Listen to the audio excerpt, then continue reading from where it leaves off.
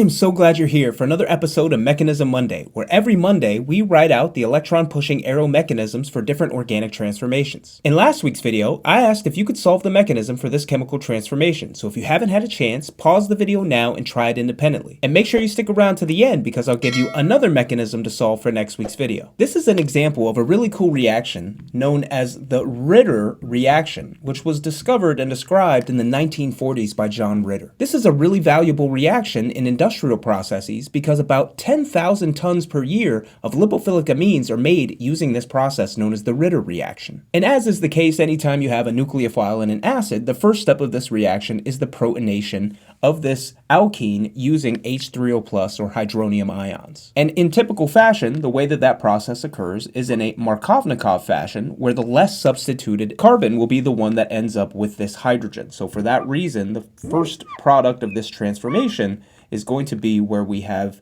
generated a carbocation at this carbon position, which is more substituted and therefore more stable, and that hydrogen atom was placed at the less substituted carbon, which is the Markovnikov rule. And it's at this stage that our acetonitrile will come and react with this carbocation, because remember, this nitrogen has a lone pair of electrons on it, which can come and do a nucleophilic attack on that electrophilic carbocation. And that's the next intermediate in our reaction, where now we have generated this quaternary carbon that is going to be attached to the nitrogen, and it's actually going to be positively charged because remember that nitrile is a carbon to nitrogen triple bond, and therefore this is going to leave this nitrogen with a positive charge. And what that means is that this carbon that is with the triple bond to the nitrogen is going to be very electrophilic. In fact, this effectively turbocharges this carbon position. And remember, in our first step, when we deprotonated our acid, that generated water as a byproduct, and that can come and act as a nucleophile and do a nucleophilic attack at that carbon position, which will kick over one of these pi bonds,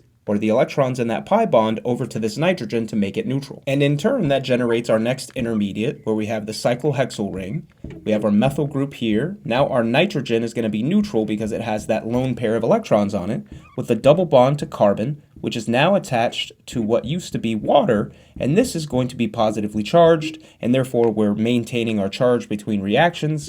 And then at this stage, what can happen is that a proton transfer can occur between another water molecule, which will come and deprotonate this hydrogen to make us have a neutral molecule. And then from there, we're only one step away from our final product, where we can generate that final product, or our new amide, through a tautomerization, because now we have this molecule here, and all that needs to happen is a proton transfer to deprotonate this hydrogen, which will cause these pi electrons to come down, giving us our new amide, and then a final proton transfer to make this neutral, in which case this would be the product of this reaction. And again, this is what's known as a tautomerization.